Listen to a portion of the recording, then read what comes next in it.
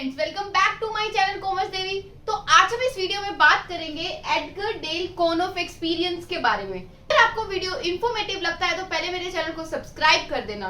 तो चलो शुरू करते हैं। Edgar Dale cone of experience जो मॉडल है उसने क्या इन्होंने बहुत सारी थ्योरीज डेवलप करी थी related to instructional design and learning experience से, कि हम किसी चीज को लर्न कैसे कर सकते हैं, कब हम एक्टिव होते हैं, कब हम पैसिव होते हैं, या जब हम रीड करेंगे तो हम कितना रिटेंशन कर पाएंगे अपने माइंड में, या जब हम किसी को पढ़ाएंगे तब कितना रिटेंशन कर पाएंगे। तो इन्होंने ऐसी बहुत सारी थ्योरीज निकाली थी, इन्होंने एक्सपीरियंस किया था इन चीजों को। देखो ड्यूरिंग द 1960, कब आया था ये? 1960 में आया था। एडगर डेल ने ये कोन ऑफ एक्सपीरियंस निकाला था। इन्होंने कहा था theories that learner retain more information by what they do, कि लर्नर जो है ना वो ज्यादा इंफॉर्मेशन कब रिटेन कर पाता है अपने माइंड में, जब वो काम वो कर देख रहा है। लर्निंग बाय डूइंग, करके सीख रहा है जब उस काम को। कहते हैं ना practice makes a man perfect, वैसी ही बात है ये। As compare to what is heard, read और ऑब्जर्व, एज कंपेयर टू जो हम सुनते हैं या जो हम पढ़ रहे हैं या जो चीजों को ऑब्जर्व कर रहे हैं, उससे ज्यादा हम कब रिटेंशन कर पाएंगे अपने माइंड में? जब हम किसी चीज को कर देखेंगे, है ना। सुन लिया तो थोड़े टाइम के बाद हम भूल जाएंगे उस चीज को, लेकिन किसी चीज को हमने कर देखा है, खुद प्रैक्टिस करी है, तो हम नहीं भूलेंगे ना। तो यही ही एडगर डेल ने ये बात कही है। His research led to development of cone of experience. इसी की जो रिसर्च थी ना, इसी चीज से रिलेटेड जो रिसर्च थी, उससे क्या डेवलप हुआ? एक कोन ऑफ एक्सपीरियंस डेवलप हुआ। ठीक है, कोन ऑफ एक्सपीरियंस में ये हमारे ये पूरे स्टेप्स दिए हुए हैं, मैं आपको बताऊंगी। Today this learning by doing has become known as experimental learning. मतलब कि लर्निंग बाय डूइंग को हम क्या कह सकते हैं? कि हम कोई काम कर रहे हैं, मतलब एक्सपेरिमेंट कर रहे हैं, प्रैक्टिस कर रहे हैं, तो उसको हम एक्सपेरिमेंटल लर्निंग भी कह सकते हैं और एक्शन लर्निंग भी कह सकते हैं। तो today this learning by doing has become known as experimental learning और एक्शन लर्निंग। अंडरस्टूड? और आपको ये याद रखना है नाम Edgar Dale cone of experience कब आया था? 1960s में आया था। तो इन्होंने क्या कहा था कि ज्यादा इंफॉर्मेशन को कब रिटेन कर पाते हैं? जब हम किसी चीज की प्रैक्टिस करते हैं खुद से। ठीक है, तो देखो अब ये कोन ऑफ एक्सपीरियंस है। देखो इसमें क्या है, सबसे पहले अगर हमने एक लेक्चर सुना तो हम कितनी इंफॉर्मेशन को रिटेन कर पाएंगे?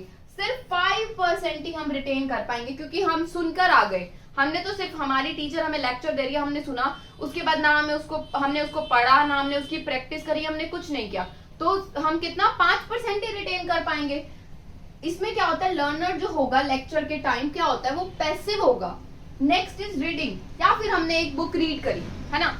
अब आप कोई नॉवल रीड करते हो, आपको वो नॉवल लर्न नहीं होती, क्योंकि वो एक स्टोरी है, चलो आपके माइंड में रह जाएगी, लेकिन आपको क्या एक चीज वो लर्न होती है नहीं। अगर हमने रीड किया तो भी हम अपने माइंड में एक टाइम के बाद 10% तक ही रिटेन कर पाते हैं, बट लेक्चर से ज्यादा कर पाएंगे क्योंकि हम खुद रीड कर रहे हैं।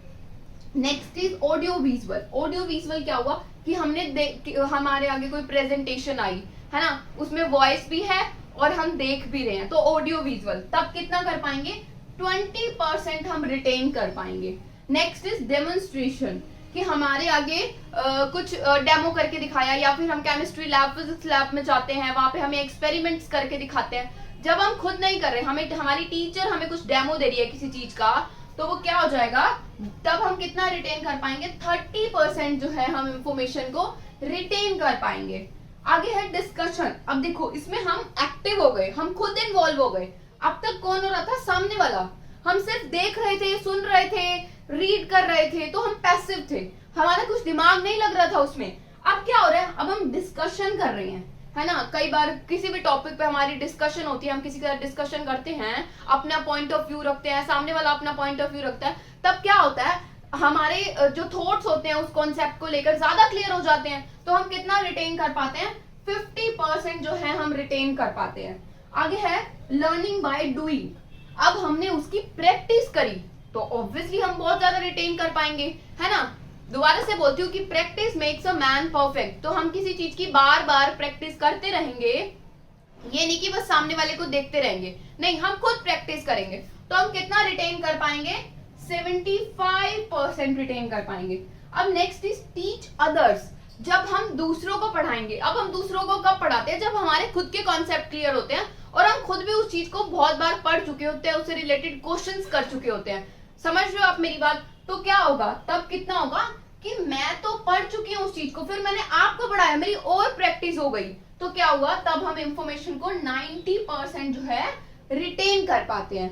तो अब क्या हुआ, जो ऊपर वाले थे lecture, reading, audio visual, demonstration, इसमें तो लर्नर जो था वो पैसिव था, लेकिन नीचे आते तक वो क्या हो गया, एक्टिव हो गया। जब वो पढ़ाने लगा, प्रैक्टिस करने लगा, खुद से डिस्कशन करने लगा। अंडरस्टूड। अब देखो, अब लेक्चर था वो सिर्फ सुन रहा था, तो क्या हुआ, ऑडिटरी, मतलब सिर्फ ऑडियो है, टीचर बोल रहा है और वो सुन रहा है। आगे है रीडिंग, ऑडियो विजुअल, फिर क्या होगा, विजुअल आ गया, मतलब हम देख भी रहे हैं, रीडिंग हम देख रहे हैं, ऑडियो विजुअल हम देख भी रहे हैं और सुन भी रहे हैं, डेमोन्स्ट्रेशन विजुअल हम देख रहे हैं, डिस्कशन।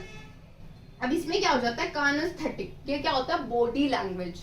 अब हम एक्टिव हो गए खुद से, ठीक है। तो ये था कॉन ऑफ एक्सपीरियंस, कि जैसे जैसे हम खुद से प्रैक्टिस करना शुरू कर देते हैं ना, वैसे वैसे हमारा जो रिटेंशन रेशियो है इंफॉर्मेशन को रिटेंशन करने का, वो भी बढ़ता जाता है। यही ही कॉन ऑफ एक्सपीरियंस किसने दिया है, एडगर डेल ने दिया है। यही ही तो उन्होंने लर्निंग एक्सपीरियंस और इंस्ट्रक्शनल डिजाइन से रिलेटेड जो है वो थ्योरीज निकाली थी, कि कब लेक्चर के टाइम हम कितना रिटेंशन कर सकते हैं इंफॉर्मेशन को, कब रीडिंग के टाइम कितना कर सकते हैं, ऑडियो विजुअल के टाइम कितना कर सकते हैं। तो आई होप आपको ये टॉपिक समझ आया होगा। अगर समझ आया तो मेरी वीडियो को लाइक करें, चैनल को सब्सक्राइब करें